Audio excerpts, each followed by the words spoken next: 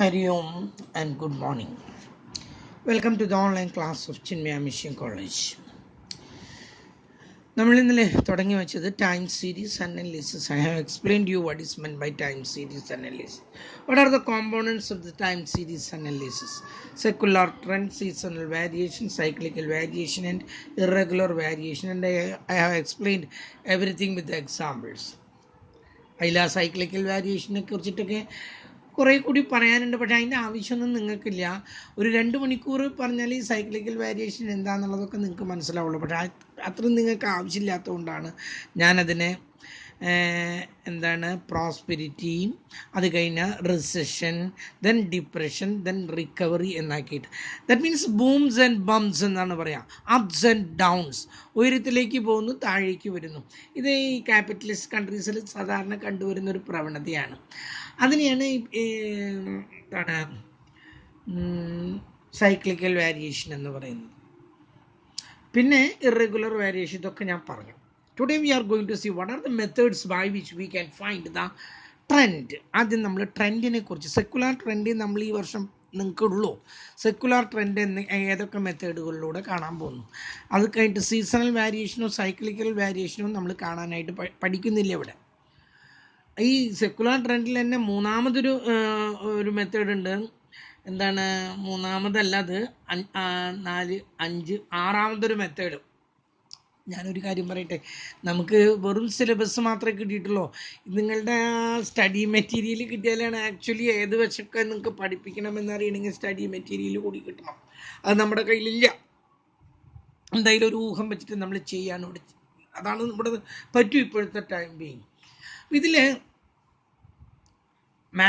ഇതിന് മെത്തേഡുകൾ എന്ന് ചോദിച്ചിട്ടുണ്ടെങ്കിൽ ഒന്ന് free hand graphic graphic method, മറ്റൊന്ന് മെത്തേഡ് ഓഫ് സെമി ആവറേജസ്, മൂന്നാമത്തേത് മെത്തേഡ് ഓഫ് മൂവിങ് ആവറേജസ്, നാലാമത്തേത് method of curve fitting by principles of least square, അടുത്തത് method of parabola, and last one is method of logarithmic curve.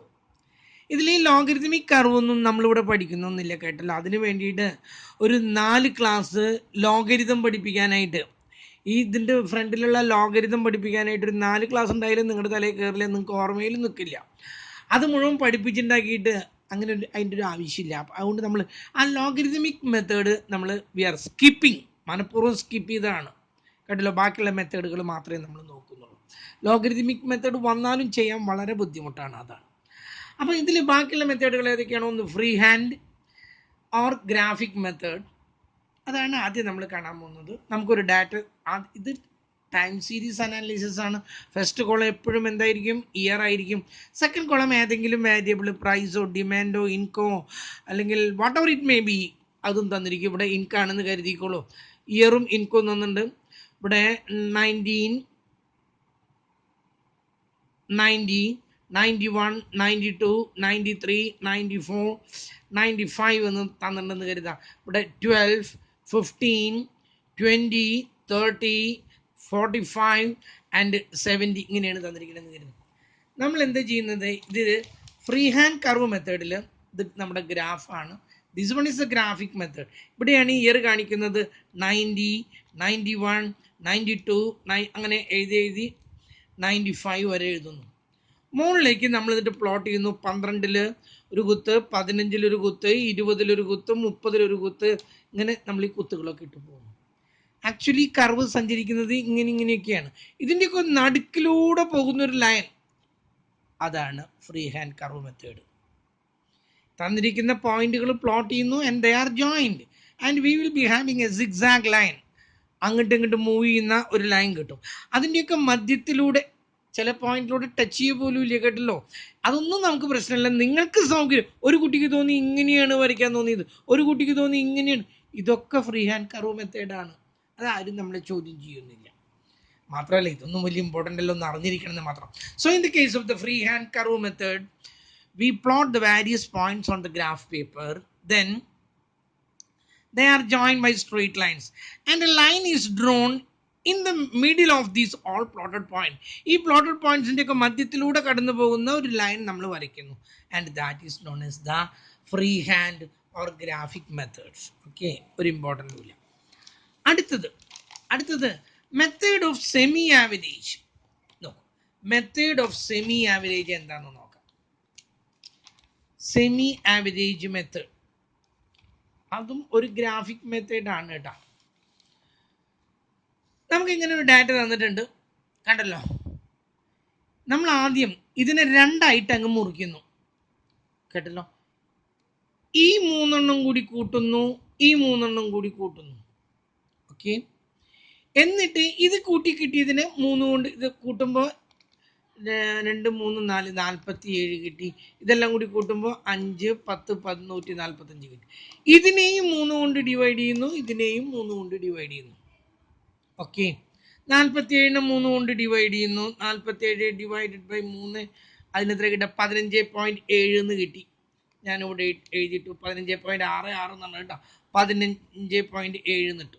അടുത്തത് 145 divided by 3, അതിനെത്ര കിട്ടും? 48.3 എന്ന് കിട്ടി. Okay, നമ്മുടെ graph പേപ്പറിൽ വരച്ചു. ഇവിടെ 90, 91, 92, 93, 94, 95 അത് എഴുതി. മുകളിൽ ഇങ്ങനെ 1, 2, 3 അല്ലെങ്കിൽ 5, 10, 15, 20, 30 അതൊക്കെ that's up to you.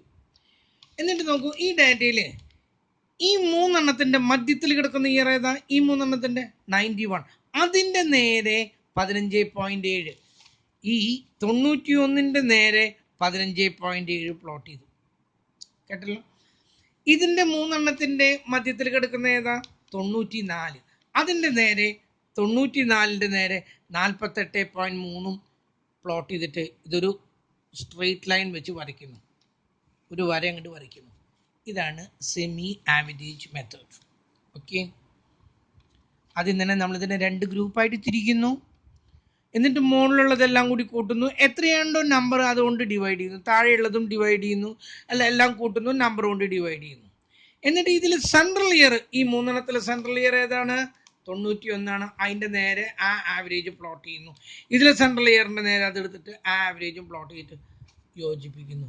Semi average method. ഒരു പ്രോബ്ലം കൂടി ഞാനിവിടെ എഴുതി വെച്ചിട്ടുണ്ട്, ശ്രദ്ധിക്കാം. ഇയറും സെയിൽസും ആണ്. ഇതിൽ 1, 2, 3, 4, 5, 6, 7 ഇയർ ഉണ്ട്. നേരത്തെ 6 ഇയർ ആയിരുന്നു, നമുക്ക് എളുപ്പമായിരുന്നു. ഈ 7 ഇയറിന് നമ്മളെങ്ങനെയാണ്?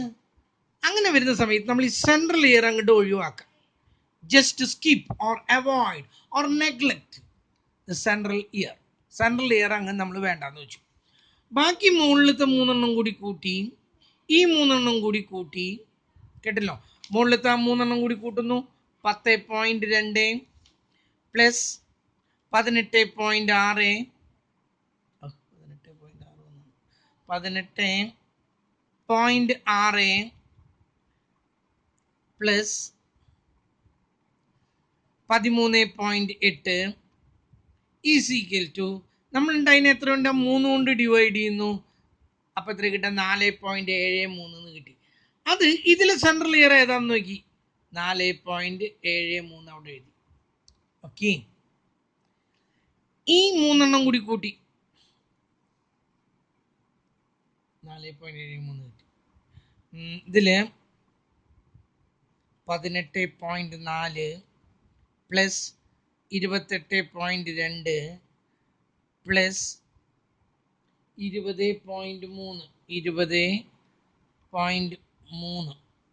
എത്ര കിട്ടി? 66.9 കിട്ടി. അതിന് നമ്മൾ 3 കൊണ്ട് ഡിവൈഡ് ചെയ്തപ്പോൾ എത്ര?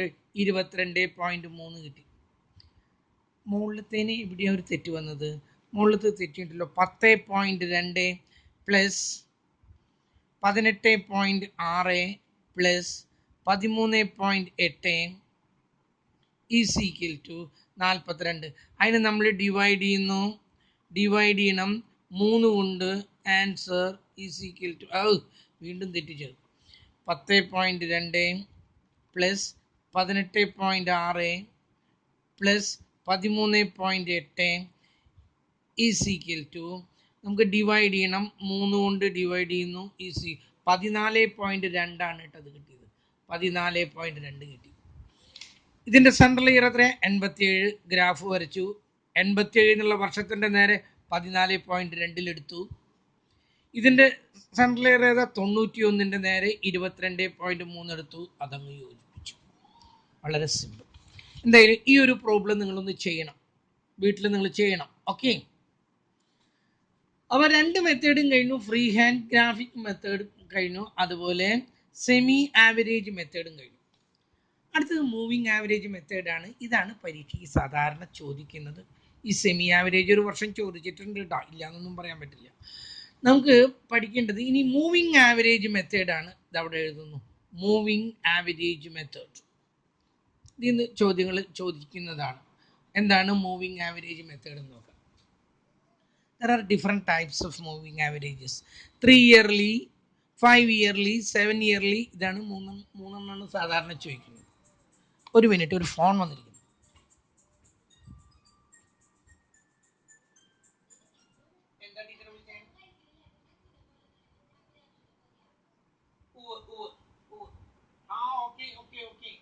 ഞാൻ നാളെ എക്സാം നടത്തും, ക്ലാസ് കൊടുക്കുന്നുണ്ട്.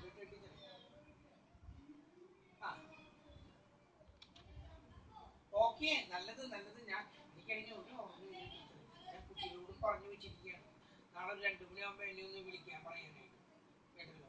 അപ്പൊ ടീച്ചറെ അതിന്റെ എന്താണ് നമ്മൾ ലിങ്ക് അവർക്ക് അയച്ചു കൊടുക്കുക, പിന്നെ എസ്എ ടൈപ്പ് ക്വസ്റ്റ്യൻ അവർക്ക് അയച്ചു കൊടുക്കുക, എന്നിട്ട് അയച്ചു കൊടുക്കും. 3 മണിക്കുള്ളിൽ ആ എസ്എ ടൈപ്പ് അയച്ചു തരണം. മറ്റത് പിന്നെ ഓട്ടോമാറ്റിക്കലി എൻ്റെ കയ്യിൽ വരുമല്ലോ. Okay, thank you. Thank you for making the remarks.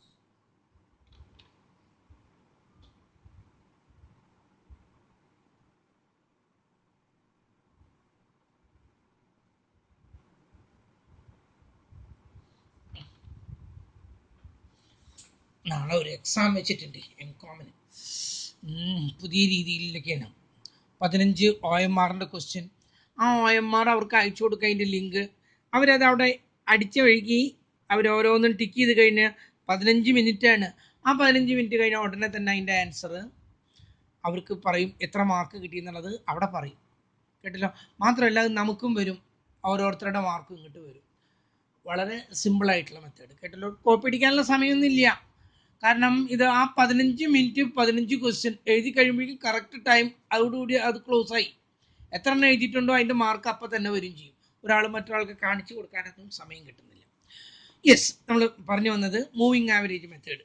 അപ്പോൾ ഞാൻ പറഞ്ഞത് ഇവിടെ 3 ഇയർലി മൂവിങ് ആവറേജ് ഉണ്ട്, അതുപോലെ 5 ഇയർലി മൂവിങ് ആവറേജ് ഉണ്ട്, 7 ഇയർലി മൂവിങ് ആവറേജ് ഉണ്ട്. നമുക്ക് എല്ലാം ഒന്ന് ജസ്റ്റ് ഒന്ന് കാണാം. ആദ്യം 3 ഇയർലി മൂവിങ് ആവറേജ് ആണ്. ആദ്യത്തെ കോളത്തിൽ always that will be year, കാരണം it is this one is time series analysis. It is analysis of ടൈമിനെയാണ് നമ്മൾ അനലൈസ് ചെയ്യുന്നത്. അതുകൊണ്ട് ഫസ്റ്റ് കോളം വീണ്ടും ഫോൺ വരുന്നു.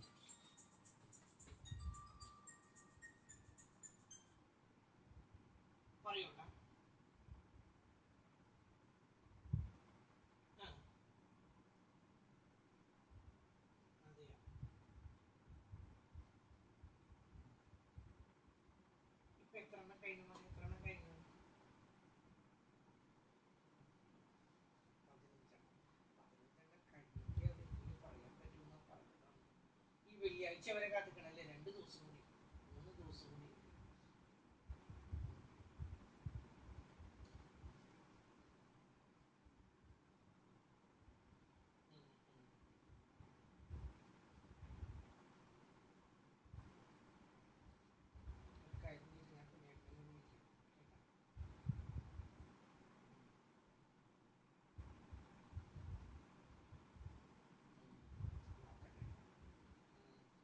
വീട്ടിൽ കാണുന്നില്ല, അതല്ലേ പ്രശ്നം.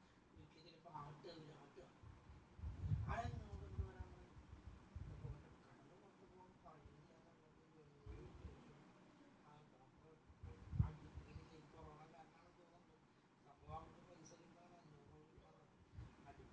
ഞാൻ 5 മോനൊന്ന് വിളിക്കും കേട്ടോ. എന്നിട്ട് എന്താ വേണ്ടത്? ശരി, എന്നാ വെച്ചു.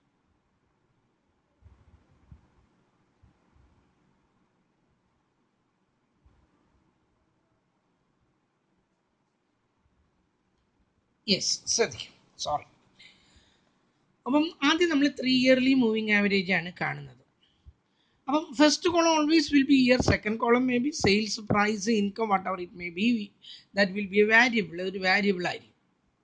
നമ്മൾ ആദ്യം 3 ഇയർലി മൂവിങ് ആവറേജ് എങ്ങനെയാണെന്ന് നോക്കാം. അടുത്ത കോളത്തിന് നമ്മൾ എഴുതി ഇതാണ് data. First column year, second column price. And we are asked to find the 3 yearly moving average. 3 yearly moving average ആണ് കാണാൻ പറഞ്ഞിട്ടുള്ളത്. നമ്മൾ അടുത്ത കോളത്തിൽ എഴുതി 3 ഇയർലി ടോട്ടൽ. ഇതാണ് നമ്മൾ കൊടുക്കുന്നത്. 3 ഇയർലി ടോട്ടൽ എന്ന് പറഞ്ഞിട്ട് പറയുമ്പോൾ ശ്രദ്ധിക്കും. ആദ്യത്തെ 3 കൂടി കൂട്ടി, ദാറ്റ് ഗീവ്സ് 37. എന്നിട്ട് ഈ 3 സെൻറ്റർ ഏതാ? 86. അതിൻ്റെ നേരെ എഴുതി 37 എന്ന് എഴുതി. ആദ്യത്തേന് ഒന്നുമില്ല, 3 എഴുതിയിട്ട് അതിൻ്റെ സെൻറ്ററിൽ 37 എന്ന് എഴുതി. എന്നിട്ട് ആദ്യത്തെ ഒരെണ്ണം വിട്ടു, രണ്ടാമത്തെ ഒരെണ്ണം എടുത്തു. കേട്ടല്ലോ? ഈ 14 വിട്ടിട്ട് 5 എടുത്തു. കേട്ടല്ലോ? ഇത് ഞാൻ മറച്ചു വെച്ചു. ബാക്കിയുള്ളതെല്ലാം കൂടി കൂട്ടുന്നു. എന്നിട്ട് അടുത്തതിൻ്റെ താഴെ എഴുതുന്നു. എത്ര കിട്ടും? 32 കിട്ടി. വീണ്ടും അടുത്ത 12 വിടുന്നു, 10 എടുക്കുന്നു. അതെല്ലാം കൂടി 3 കൂടി കൂട്ടുന്നു, 30. പിന്നെ 11 വിടുന്നു, 15 എടുക്കുന്നു. അപ്പൊ എത്ര കിട്ടുന്നത്? 34. 9 വിടുന്നു, 16 എടുക്കുന്നു. കേട്ടല്ലോ? 41.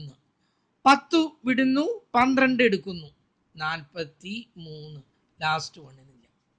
ഞാൻ ഒന്നും കൂടി ആവർത്തിക്കുന്നു. 3 ഇയർലിക്ക് ആദ്യത്തെ 3 കൂടി കൂട്ടുന്നു. അത് രണ്ടാമത്തെ കോളത്തിൻ്റെ നേരെ എഴുതുന്നു. കാരണം ഈ 3 സെൻട്രൽ ഇതാണ്. പിന്നെ ആദ്യത്തെ സംഖ്യ വിട്ടുന്നു, അടുത്ത സംഖ്യ എടുക്കുന്നു. എന്നിട്ട് ആ 3 കൂടി കൂട്ടുന്നു.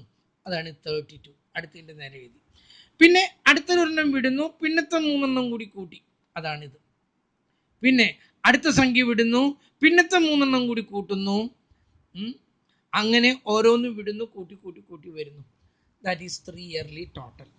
Last column 3 yearly. ഇതാണ് നമ്മുടെ ആവശ്യമുള്ള കോളം. 3 yearly moving average. ഇതിനെ ഈ 37 നമ്മൾ ഇത് എത്ര എണ്ണം കൂട്ടിയതാ? 3 അല്ലേ? അതിന് 37 3 കൊണ്ട് ഡിവൈഡ് ചെയ്യുന്നു. അപ്പൊ എത്ര കിട്ടുന്നത്? 12.3. ആദ്യത്തേതിന് ഇല്ല കേട്ടാ.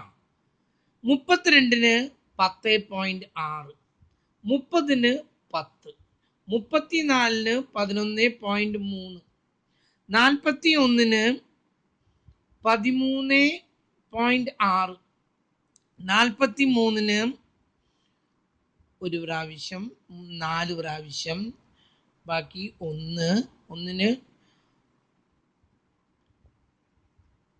14.3 കഴിഞ്ഞു. അവസാനത്തേതിനുമില്ല, ആദ്യത്തേതിനുമില്ല. ഒരു കുട്ടിയിട്ട് ചോദിച്ചു, ഇതൊക്കെ ഇനി കൂട്ടണം. ഇല്ല, ഇതാണ് ഉത്തരങ്ങൾ. 1 2 3 4 5 6 സംഖ്യകളുണ്ട് ഇതില്. ഈ 6 സംഖ്യകളെയാണ് ഉത്തരം എന്ന് പറയുന്നത്. കേട്ടല്ലോ പറഞ്ഞത്? അപ്പം ഓരോന്നിനെയും 3 കൊണ്ട് ഡിവൈഡ് ചെയ്തു. അത്രയേ ഉള്ളൂ. ഓക്കെ. ഇനി ഇത് 5 ഇയർലി ആയിരുന്നു എങ്കിൽ ആദ്യത്തെ 5 കൂടി കൂട്ടുന്നു. അത് മൂന്നാമത്തേതിൻ്റെ നേരെ, അതാണ് അതിൻ്റെ സെൻറ്റർ. അവിടെ എഴുതുന്നു. ഒരെണ്ണം വിടുന്നു, അടുത്ത എടുക്കുന്നു. ആ 5 കൂട്ടുന്നു, അടുത്ത തന്നെ എഴുതുന്നു. അപ്പോൾ 5 ഇയർലിക്ക് ആദ്യത്തെ 2 ഉണ്ടാവില്ല. അത് ഞാൻ നാളെ അടുത്ത ക്ലാസ്സിൽ ഞാൻ നിങ്ങൾക്ക് കാണിച്ചു തരാം. ഇത് നിങ്ങൾ ഒന്ന് നോക്കാം. 3 ഇയർലി മൂവിങ് ആവറേജ് എങ്ങനെയാണ് ചെയ്യുന്നത് എന്നുള്ളതാണ് നമ്മൾ ആദ്യം അറിയേണ്ടത്. 3 ഇയർലി കഴിഞ്ഞിട്ടാണ് നമ്മൾ എന്തിലേക്ക് കിടക്കുന്നത്? ഇനി നമ്മൾ 5 ഇയർലിക്ക് കിടക്കാണ്. 5 ഇയർലിയിലേക്ക് കിടക്കുമ്പോൾ ഒരു പ്രോബ്ലം ഞാനിവിടെ പറയുന്നു. ആദ്യത്തെ കോളം ഇയർ. അതിൻ്റെ തന്നിരിക്കുന്ന 19, 90, 91, 92, 93, 94, 95, 96, 97, 98. ഇത് വരുന്നു. വീണ്ടും ഫോൺ. ഒരു മിനിറ്റ്.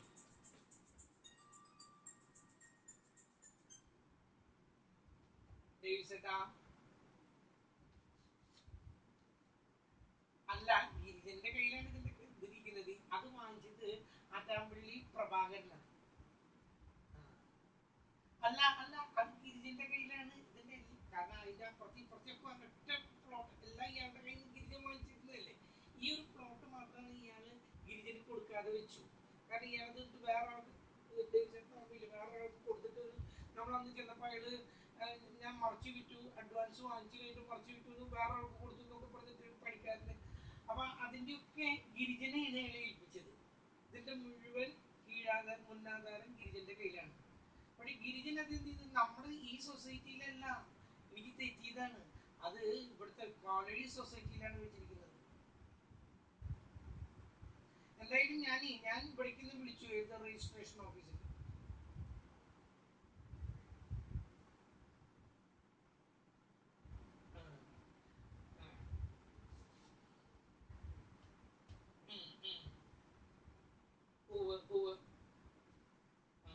ഞാൻ പിന്നെ ഒന്നും നോക്കിയില്ല. ഞാൻ രജിസ്ട്രേഷൻ ഓഫീസിൽ വിളിച്ചപ്പോൾ അവർ പറഞ്ഞേ 130 രൂപയുടെ പ്രശ്നം ഉണ്ടോ, നിങ്ങളത് അതൊന്ന് ഇവിടെ ഒന്ന് ചെയ്താൽ മതി, അല്ലെങ്കിൽ പിന്നെ നിങ്ങൾ ഏതെങ്കിലും ഒരു പേരുടെ അടുത്ത് ചെല്ലാം, ആരാണ് ആധാർ എഴുതാൻ എടുത്ത് പോയ കാര്യം പറഞ്ഞു.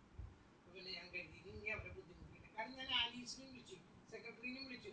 അപ്പൊ ആലീസും പറഞ്ഞത് മാഷെ ഇത് പാക്ക് ചെയ്ത് കഴിഞ്ഞാൽ പിന്നെ അത് എടുക്കുമ്പോൾ അത് അവസാനിക്കുന്ന സമയത്താണ് നമ്മളത് എടുക്കുക. അങ്ങനെ ഒന്നും എടുക്കില്ല, ഇതുവരെ എടുത്തിട്ടില്ല. പിന്നെ ഈ പറഞ്ഞിട്ട് കാര്യമില്ല. അപ്പോഴാണ് അവൾ ചോദിച്ചത് ആരാണ്. അപ്പൊ ഞാൻ പറഞ്ഞത് ഗിരിജനാണ്. ഓ, ഗിരിജൻ ഇവിടെ ഇല്ലല്ലോ, ഗിരിജൻ ആലുക്കല്ലോട്ട് ഒരാൾ കൂടി ഇല്ല. അവള് നോക്കി, അപ്പൊ പറഞ്ഞു അത് വേറെ സൊസൈറ്റിയാണ്. അപ്പൊ എനിക്ക് ഓർമ്മ വന്നു, ഇയാൾ കോളേജ് സൊസൈറ്റിയുടെ ആളാണെന്ന്.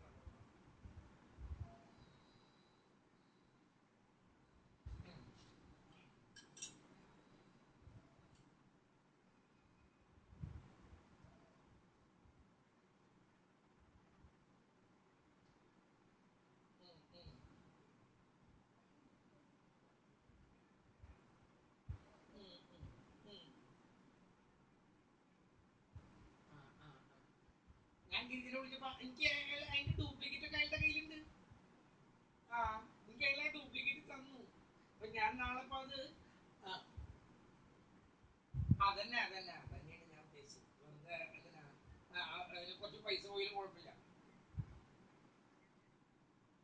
അതെ, വേണ്ട വേണ്ട. അതെ,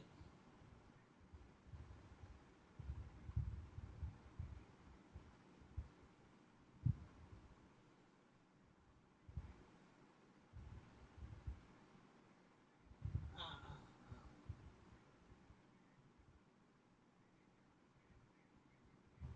അല്ല, സെബി ഗിരിജന്റെ വെച്ച് അതെ, അതെ ചോദിച്ചേട്ടാ. അതിന്റെ പിന്നിലൊരു 3 സെന്റ് വേറെ ഉണ്ടായിരുന്നു, ഓർമ്മയില്ല. അതെ, അത് ശരി. അത് ശരി. അതെ അതെ,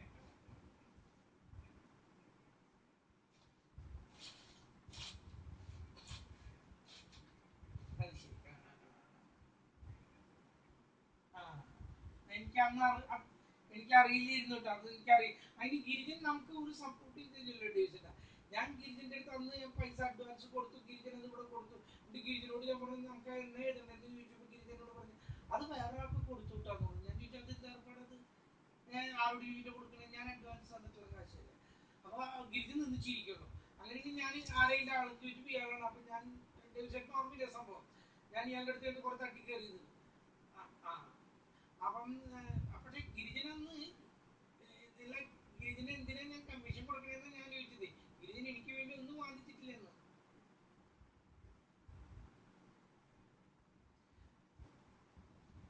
പിന്നെ ഡേവിസേട്ടൻ ഇവരാരും അല്ല ബ്രോക്കർ, ഡേവിസേട്ടനാണ് ഇതിനു വേണ്ടി സംസാരിച്ചിട്ടുള്ളത്. ഡേവിസേട്ടനായിട്ടാണ് ഞങ്ങൾ സംസാരിച്ചിട്ടുള്ളത്, അല്ലാണ്ട് ഇവരാർക്കും ഇതിലൊന്നുമില്ല.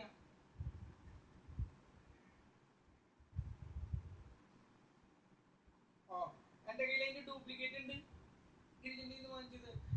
അത് കൊടുത്ത അവർക്ക് എളുപ്പമായില്ലോ. ഓ, അത് മതി, അത് മതി. ശരി.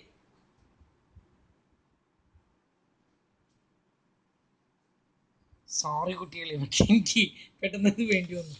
അപ്പോഴേ ഞാനിപ്പോൾ ഇനി ഈ കണക്ക് കൂടി ചെയ്യാൻ നമുക്കൊരു കാര്യം ചെയ്യാം. അത് അടുത്ത ദിവസത്തേക്കാവാം കേട്ടല്ലോ. അതിനെ കൂടെ ഇനിയും ഫോൺ വരും. ഇപ്പോൾ അത് ഫോണുകളുടെ ലഹളയാവും. നമുക്കത് അടുത്ത ദിവസം കാണാം. Okay, sorry.